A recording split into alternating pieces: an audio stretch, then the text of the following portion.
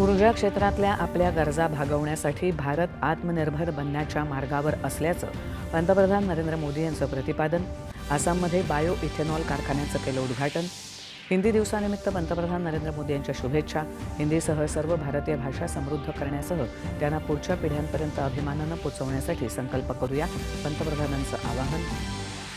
हिंदी भाषेला काळानुसार अधिक लवचिक बनवण्याची आणि प्रादेशिक भाषांसोबत तिचं सहअस्तित्व वाढवण्याची गरज, केंद्रीय गृहमंत्री अमित शहा यांचं प्रतिपादन. मराठा आरक्षणासंदर्भातला शासन आदेश ओबीसी समाजाच्या हक्कांवर गदा आणणारा नाही. ओबीसींमध्ये एकही नकली व्यक्ती समाविष्ट होणार नाही. मुख्यमंत्री देवेंद्र फडणवीस यांचा पुनरुच्चार. 99व्या अखिल भारतीय मराठी साहित्य संमेलनाच्या अध्यक्षपदी पानिपतकार विश्वास पाटील यांची निवड.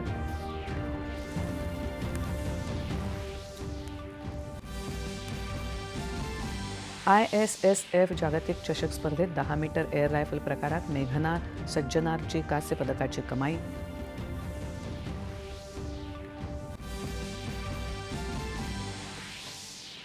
जागतिक मुष्टियुद्ध स्पर्धेत 48 किलो वजनी गटात मीनाक्षी हुड्डा तर 57 किलो वजनी गटात जॅस्मिन लेम्बोरियाची सुवर्णपदकाची कमाई. भारत आणि ऑस्ट्रेलिया यांच्यातल्या एकदिवसीय महिला क्रिकेट मालिकेतल्या पहिल्या सामन्यात ऑस्ट्रेलियापुढे 230 धावांचं आव्हान.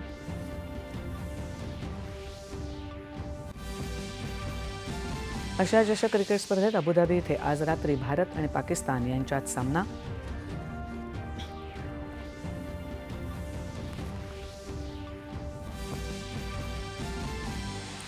आणि आशिया चषक महिला हॉकी स्पर्धेत भारत आणि चीन यांच्यात विजेतेपदासाठी लढत.